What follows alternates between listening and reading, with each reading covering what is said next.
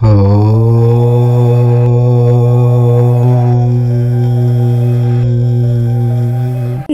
ఏకాదశి నాడు ఈ నియమాలు పాటిస్తే లక్ష్మీ అనుగ్రహం కలుగుతుంది. మరి ఈ రోజున ఏ నియమాలు పాటిస్తే మంచి ఫలితాలు కలుగుతాయి, అసలు నిర్జల ఏకాదశి రోజున పాటించవలసిన నియమాలు ఏమిటి అనే విషయాలను ఈరోజు మనం ఈ వీడియోలో తెలుసుకుందాము. జ్యేష్ఠ మాసంలోని శుక్ల పక్షంలోని ఏకాదశిని నిర్జల ఏకాదశి అంటారు. ఈరోజు వ్రతమాచరించి శ్రీ మహావిష్ణువుకు పూజ చేస్తే ఎన్నో పుణ్యఫలాలు దక్కుతాయి. ఈరోజు ఒక్క చుక్క కూడా మంచినీరు త్రాగకుండా ఉపవాసం ఉంటారు. ఈ రోజున ఉపవాసం పాటించటం ద్వారా మీకు పుణ్యం లభిస్తుంది. ఉపవాసం చేసేటప్పుడు నీరు కూడా ముట్టకూడదు. నిర్జల ఏకాదశి వ్రతాన్ని ఆచరించటం ద్వారా ఆ వ్యక్తి సంవత్సరంలోని 24 ఏకాదశులను ఆచరించిన ఫలితం పొందుతారని నమ్ముతూ ఉంటారు. ఈ ఏకాదశి చేయటం అంత సులభం కాదు. ఇందులో విష్ణుమూర్తిని పూర్ణ కృతువులతో పూజించుకోవాలి. హిందువులు జరుపుకునే విశేషమైన రోజులలో నిర్జల ఏకాదశి ఒకటి. మొత్తం 26 ఏకాదశులు ఏడాదిలో వస్తూ ఉంటాయి. తిథుల ప్రకారం అన్ని ఏకాదశులు ఎంతో శుభప్రదమైనవే. కానీ అన్నిటికంటే ప్రత్యేకమైంది మాత్రం నిర్జల ఏకాదశి. ఈరోజు ఉపవాసం ఉండి వ్రతమాచరిస్తే 24 ఏకాదశుల్లో ఉన్నటువంటి పుణ్యఫలం ఈ ఒక్కరోజే ప్రాప్తిస్తుంది అని చెప్తూ ఉంటారు. ఏటా జ్యేష్ఠ మాసం శుక్లపక్షంలో వచ్చే ఏకాదశి రోజు ఈ నిర్జల ఏకాదశిగా జరుపుకుంటూ ఉంటారు. ఏకాదశి విష్ణువుకు ప్రియమైనది.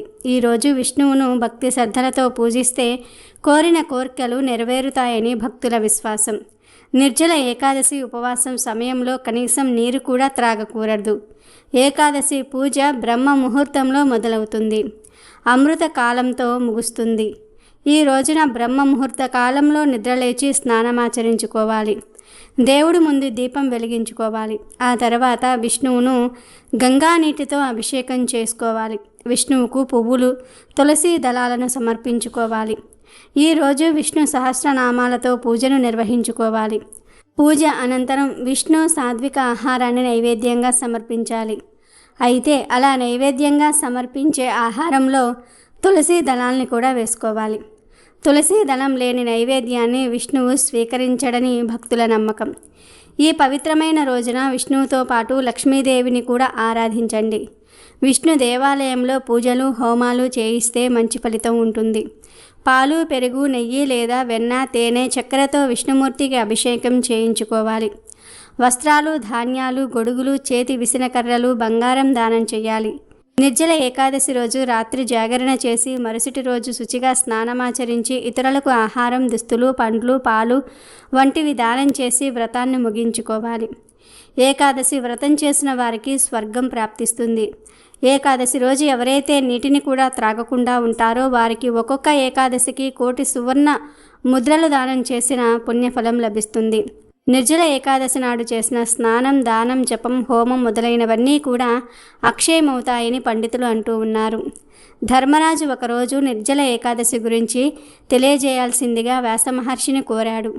వ్యాసుడు జ్యేష్ఠమాసంలోనూ 2వ పక్షంలోని ఏకాదశి నాడు భోజనం చేయకు, ద్వాదశి నాడు స్నానాది కార్యక్రమాలు పూర్తి చేసి బ్రాహ్మణ సంతర్పణ చేసి భోజనం చేయమని చెప్తూ ఉండగానే ఈ విషయం వినిన భీముడు, నా తల్లి కుంతి, అన్న ధర్మరాజు, ద్రౌపది, అర్జునుడు, నకుల, సహదేవులంతా కూడా ఏకాదశి నాడు ఉపవాసం చేస్తారు. కానీ నేను మాత్రం ఆకలికి తాళలేక సంవత్సరానికి ఒక్కమారే ఉపవాసం చేస్తాను. నాకు ఏ వ్రతంలో స్వర్గలోక ప్రాప్తి కలుగుతుందో అటువంటి ఏకాదశిని గురించి ఉపదేశించమని కోరుతాడు. అప్పుడు వ్యాసుల వారు, ఓ భీమసేన, జ్యేష్ఠమాసంలో సూర్యుడు వృషభ రాశి నుండి మిథున రాశిలోనికి వస్తాడు. అప్పుడు శుక్లపక్షంలోని ఏకాదశి నాడు కేవలం ఆచమనం తప్ప ఇక ఎటువంటి నీటిని త్రాగకుండా ఉండు. తాగావో వ్రత భంగమవుతుంది. శ్రీ మహావిష్ణువు నాతో ఏ మానవుడు నన్ను తలచి ఏకాదశి వ్రతం చేస్తారో వారు పాపాల నుండి విముక్తులవుతారు అని తెలియజేశాడు. ఏకాదశి వ్రతం చేసిన వారికి స్వర్గం ప్రాప్తిస్తుంది. ఏకాదశి రోజు ఎవరైతే నీటిని కూడా త్రాగకుండా ఉంటారో వారికి ఒక్కొక్క ఏకాదశికి 1,000,000 సువర్ణ ముద్రలు దానం చేసిన పుణ్యఫలం లభిస్తుంది. నిర్జల ఏకాదశి నాడు స్నానం, దానం, జపం, హోమం మొదలైనవన్నీ కూడా అక్షయమవుతాయని చెప్పారు. ఈరోజు అన్నం, మంచం, కమండలం, గొడుగు దానం చేయాలి అని వ్యాసుల వారు భీమసేనునికి చెప్పారు. మరి నిర్జల ఏకాదశి రోజు ఏం చేసినా చేయకపోయినా ఈ చిన్న పని చేస్తే చాలు మీరు ధనవంతులవుతారని శాస్త్రాలు చెప్తూ ఉన్నాయి. మరి అది ఏమిటో ఇప్పుడు మనం తెలుసుకుందాము. ఈ పర్వదినాన నీటిని త్రాగటం పూర్తిగా మానివేస్తారు. అందుకే దీనిని నిర్జల ఏకాదశి అని అంటారు. పురాణాల ప్రకారం ఈ రోజును భీమసేన ఏకాదశి అని కూడా అంటారు. మరి ఈ రోజుకు ఉన్న ప్రత్యేకత ఏమిటి అంటే, అన్ని ఏకాదశి ఉపవాసాల మాదిరిగానే ఈ నిర్జల ఏకాదశి కూడా సాగుతుంది. దశమి నాడు ఒంటిపూట భోజనం చేయాలి. ఆ తరువాత నిర్జల ఏకాదశి నాడు ఆచమనానికి తప్ప చుక్క నీరు కూడా ముట్టకుండా ఉపవాసాన్ని సాగించాలి.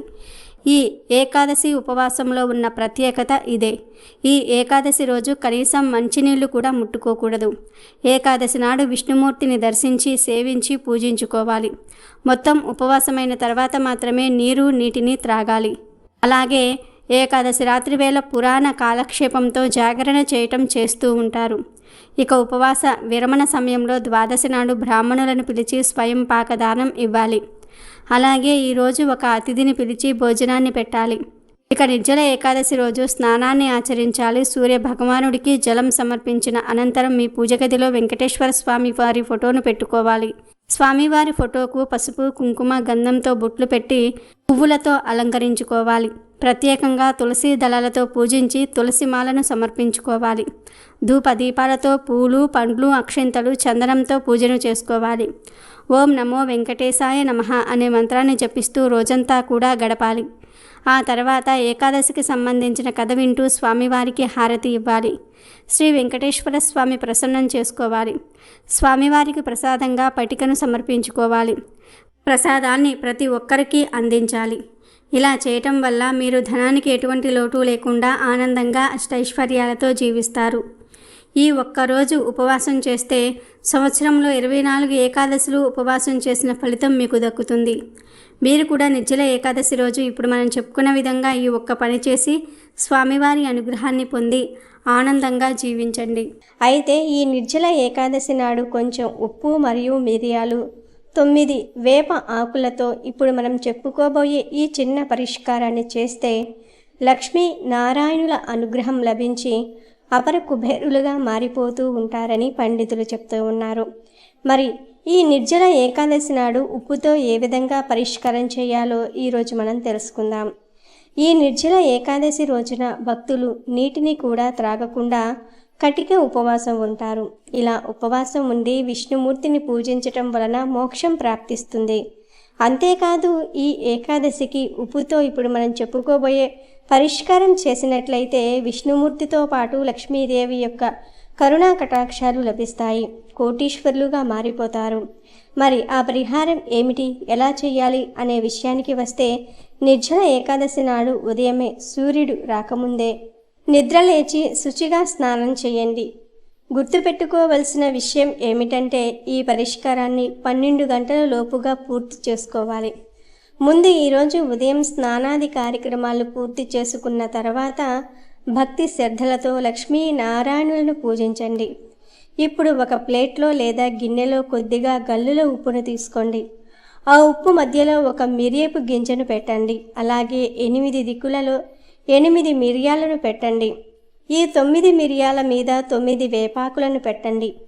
ఇలా ఉప్పు మీద మిరియాలు వేపాకులను పెట్టిన తర్వాత మీ ఇంట్లో ఉన్న అప్పులు ఆర్థిక సమస్యలు తొలగిపోవాలని సంకల్పం చేసుకోండి.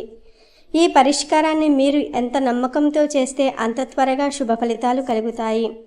ఉప్పు గిన్నెను లక్ష్మీ నారాయణుల దగ్గర పెట్టి మీ సంకల్పం చెప్పుకున్న తర్వాత ఒక్కసారి లక్ష్మీదేవిని మనసులో తలుచుకుని ఆ గిన్నెను అలాగే పూజ గదిలో వదిలివేయండి.